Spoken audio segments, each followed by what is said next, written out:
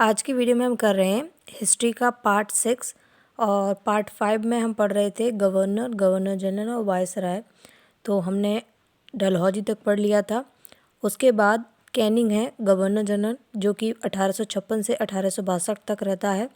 ये पहला वायसराय बनता है और यही अंतिम गवर्नर जनरल रहता है, क्योंकि इसके बाद कंपनी का शासन जो है वो सीधे महारानी के पास चला जाता है।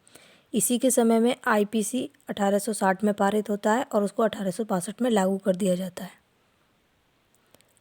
इसी के समय में विधवा पुनर्विवाह अधिनियम 1856 में लागू हो जाता है। जब आपसे वो पूछे कि इस अधिनियम का ड्राफ्ट कब तैयार हुआ था, तो वो डलहौजी के समय में तैयार हुआ था, लेकिन इस नियम को लागू किया गया था 1856 में कैनिंग के समय में। और इसी के समय पहला आयकर अधिनियम 1860 में आया था। पहला हाई कोर्ट अधिनियम 1861 में, जिसके तहत पहले 3 हाई कोर्ट कलकत्ता, मद्रास और बम्बई में 1862 में बनाए गए थे। इलाहाबाद हाई कोर्ट 1866 में बना था, जो कि बाद में बना था। उसके बाद दूसरा वायसराय आता है मेयो, जो कि 1869 से 1872 तक रहता है। इसके समय में भारतीय सांख्यिकी विभाग की स्थापना होती है और पहली अनियमित जनगणना जो है वो 1872 में लॉर्ड मेयो के समय में होती है। उसके बाद लिटन आता है 1876 से 1880 तक। 1877 में पहला दिल्ली दरबार लगता है। दिल्ली दरबार में क्या होता था, महारानी और भी लोग आते थे, तो ये लोग दिखाते थे कि किस तरीके से हम लोग भारत में अपना शासन चला रहे हैं, अपना कारोबार चला रहे हैं। फिर 1878 में वर्नाकुलर प्रेस एक्ट जो आता है वो इसी के समय में आता है। भारतीय शस्त्र अधिनियम भी आता है और सिविल सेवा परीक्षा में भारतीयों की जो उम्र है उसको घटाकर 21 से 19 कर दिया जाता है। वो है लॉर्ड लिटन के समय में। उसके बाद रिपन आता है 1880 से 84 तक। तो इसके बारे में फ्लोरेंस नाइटिंगेल ने बताया था कि रिपन को उन्होंने भारतीय समाज का उद्धारक कहा है।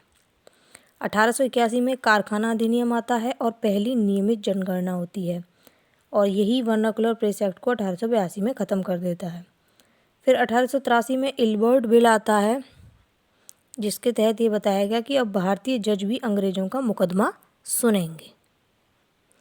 स्थानीय स्वशासन का जनक 1882 और हंटर कमीशन 1882 इसी के यानी रिपन के समय में आते हैं।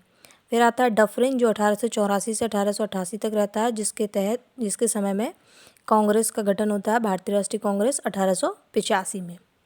फिर लैंसडाउन आता है, जो 1888 से 1894 तक रहता है। इसके समय में दूसरा कारखाना अधिनियम 1891 में आता है, और जो डूरंड लाइन है वो 1893 में डूरंड आयोग द्वारा इसी के समय में खींची गई। फिर कर्जन आता है 1898 से 1905 तक, जिसके समय में बंगाल विभाजन होता है और पुलिस आयोग बनाया गया, जिसके अध्यक्ष बनते हैं एंड्रयू फेजर। प्राचीन स्मारक सुरक्षा कानून 1904, और उसके इसी के समय में 1903 में दूसरा दिल्ली दरबार लगता है।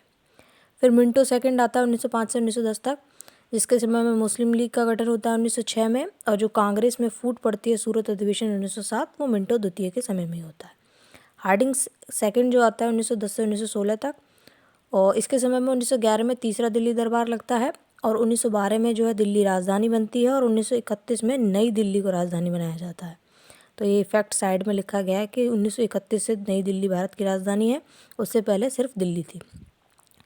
गांधी जी भारत वापस आ जाते हैं और होम रूल लीग की स्थापना करते हैं, और 1916 में मदन मोहन मालवीय, ये हमारी बनारस हिंदू यूनिवर्सिटी जो है, इसकी स्थापना करते हैं। फिर चेम्सफोर्ड है 1916 से 1921 तक, जिसके समय में लखनऊ पैक्ट 1916 में होता है, और रोलेक्ट एक्ट 1919 में इसी के समय में आता है। खिलाफत आंदोलन, जलियांवाला बाग हत्याकांड, असहयोग आंदोलन 1920 शुरू होता है, और चंपारण सत्याग्रह 1917। आपको वो एग्ज़ाम में ये सारे इनमें से कोई एक वो लिख देगा कि जैसे मान लीजिए दे देता है कि जलियांवाला बाग हत्याकांड जो है इनमें से किस गवर्नर जनरल या वायसराय के समय होता है, तो आपको आंसर करना होता है। इसलिए आपको पता होना चाहिए कि किस गवर्नर जनरल या वायसराय के समय में क्या काम हुआ।